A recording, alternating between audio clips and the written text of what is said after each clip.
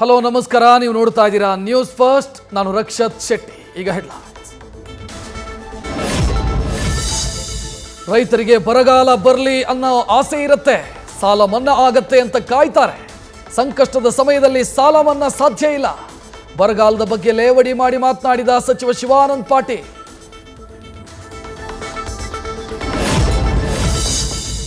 ಶಿವಾನಂದ ಪಾಟೀಲ್ ಪದೇ ಪದೇ ತಪ್ಪು ಮಾಡ್ತಿದ್ದಾರೆ.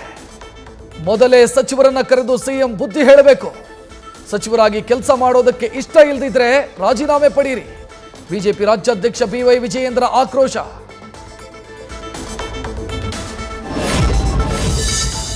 ಶಿವಾನಂದ ಪಾಟೀಲ್ ಪದೇ ಪದೇ ರೈತರಿಗೆ ಅವಮಾನ ಮಾಡ್ತಿದ್ದಾರೆ.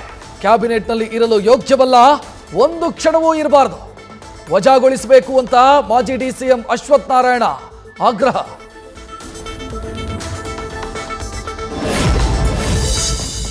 ಶಿವಾನಂದ ಪಾಟೀಲರು ಫ್ಲೋನಲ್ಲಿ ಹೇಳಿದ್ದಾರೆ, ಅವರು ಕೂಡ ರೈತ ಕುಟುಂಬದಿಂದಲೇ ಬಂದವರು. ಡ್ಯಾಮೇಜ್ ಕಂಟ್ರೋಲ್ಗೆ ಮುಂದಾದ ಸಚಿವ ಭೈರತಿ ಸುರೇಶ್. ಕರ್ನಾಟಕ ಸಿಎಂ ಕರೆಂಟು, ಬೀಜ, ಗೊಬ್ಬರ ಕೊಟ್ಟಿದ್ದಾರೆ. ಸ್ವಾವಲಂಬಿಯಾಗಿ ಬದುಕಬೇಕು. ಸರ್ಕಾರ ರೈತರಿಗೆ ಎಲ್ಲಾ ನೆರವು ಕೊಟ್ಟಿದೆ. ತಮ್ಮ ಹೇಳಿಕೆಯನ್ನು ಸಮರ್ಥಿಸಿಕೊಂಡ ಸಚಿವ ಶಿವಾನಂದ ಪಾಟೀಲ್.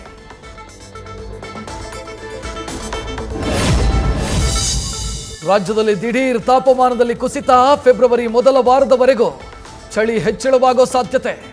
ಕೋವಿಡ್ ಸೋಂಕಿತರ ಪ್ರಮಾಣದಲ್ಲೂ ಏರಿಕೆಯ ಆತಂಕ.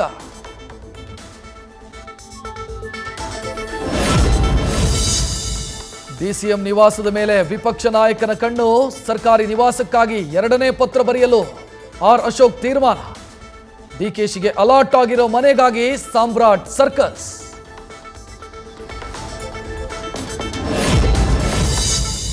ಟಿಕೆಟ್ ಸಿಗಲಿ ಸಿಗದೇ ಇರಲಿ, ಮಂಡ್ಯದಿಂದಲೇ ಸ್ಪರ್ಧೆ. ತೆನೆ ಕಮಲ ಮೈತ್ರಿಗೆ ಸೆಡ್ಡು ಹೊಡಿತಾರ ಮಂಡ್ಯ ಸಂಸದೆ. ಸುಮಲತಾ ಸ್ಪರ್ಧೆಯ ಸುಳಿವು ಬಿಟ್ಟುಕೊಟ್ಟ ಚಾಲೆಂಜಿಂಗ್ ಸ್ಟಾರ್ ದರ್ಶನ್.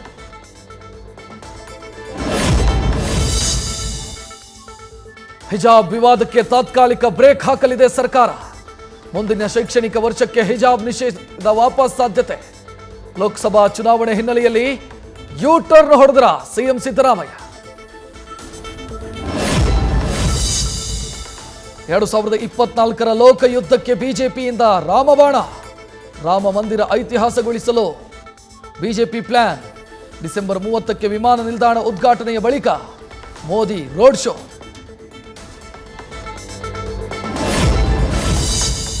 ಅಯೋಧ್ಯೆಯಲ್ಲಿ ರೆಡಿಯಾಗ್ತಿದೆ ಟೆಂಟ್ ಸಿಟಿ. ನಯಾಘಾಟ್ ಬಳಿ ಭಕ್ತರಿಗೆ ಉಳ್ಕೊಳ್ಳಲು ವ್ಯವಸ್ಥೆ. ಬ್ರಹ್ಮಕುಂಡ್ ಬಳಿ ವಿವಿಐಪಿಗಳಿಗೆ ಪ್ರತ್ಯೇಕ ಟೆಂಟ್ ಸಿಟಿ.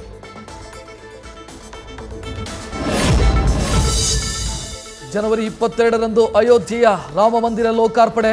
ರಾಮನೂರಿಗೆ ಖ್ಯಾತ ಯೂಟ್ಯೂಬರ್ ಶಬನಂ ಕಾಲ್ನಡಿಗೆ. ಭಗವಧ್ವಜ ಹಿಡಿದು ಮುಂಬೈನಿಂದ ಪಾದಯಾತ್ರೆ.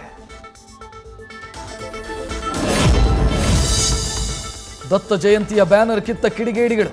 ಚಿಕ್ಕಮಗಳೂರಿನ ಬಸ್ಕಲ್ ಗ್ರಾಮದಲ್ಲಿ ಕೃತ್ಯ. ಫ್ಲೆಕ್ಸ್ ಕಿತ್ತು ಓಮನಿಯಲ್ಲಿ ತುಂಬಿಕೊಂಡು ಹೋಗೋ ದೃಶ್ಯ ಸಿಸಿಟಿವಿಯಲ್ಲಿ ಸೆರೆ. ಹನುಮ ಜಯಂತಿ ವೇಳೆ ನಡೆಯಿತು ಅವಘಡ.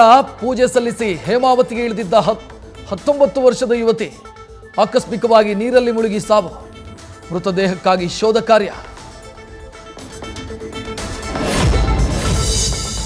ದತ್ತಮಾಲಾಧಾರಿ ಸಿಟಿ ರವಿಯಿಂದ ಭಿಕ್ಷಾಟನೆ.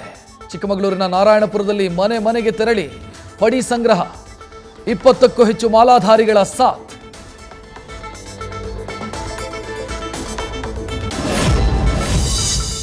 ಶಕ್ತಿ ಯೋಜನೆಯ ಆರ್ಥಿಕ ಹೊರೆ ತಪ್ಪಿಸಲು ಮತ್ತೊಂದು ತಂತ್ರ. 2023-24ನೇ ಸಾಲಿಗೆ ಮೋಟಾರು ವಾಹನ ತೆರಿಗೆ ವಿನಾಯಿತಿ ನೀಡಿದ ಸರ್ಕಾರ. 4 ನಿಗಮಗಳು ಸೇರಿ ವಾರ್ಷಿಕ 541 ಕೋಟಿ ರೂಪಾಯಿ ವಿನಾಯಿತಿ.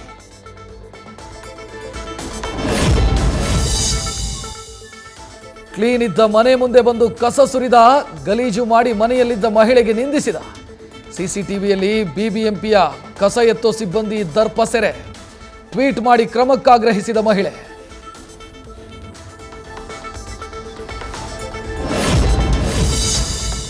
ಅಂಗಡಿಗಳಿಗೆ ಕನ್ನಡ ನಾಮಫಲಕ ಇಲ್ಲದೆ ಇದ್ರೆ ಹುಷಾರ್. ಕನ್ನಡವಿಲ್ಲದ ಬೋರ್ಡ್ಗಳನ್ನು ಕಿತ್ತೆಸೆಯುತ್ತಿದ್ದಾರೆ ಕರವೇ ಕಾರ್ಯಕರ್ತರು. ಬೆಂಗಳೂರಲ್ಲಿ ಕನ್ನಡ ಸಂಘಟನೆಯ ಜನಜಾಗೃತಿ ಅಭಿಯಾನ.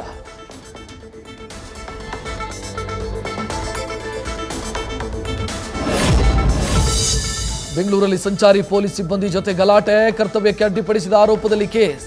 ಸುಬ್ರಹ್ಮಣ್ಯಪುರ ಪೊಲೀಸರಿಂದ ರಾಜು ಎಂಬಾತನ ಬಂಧನ.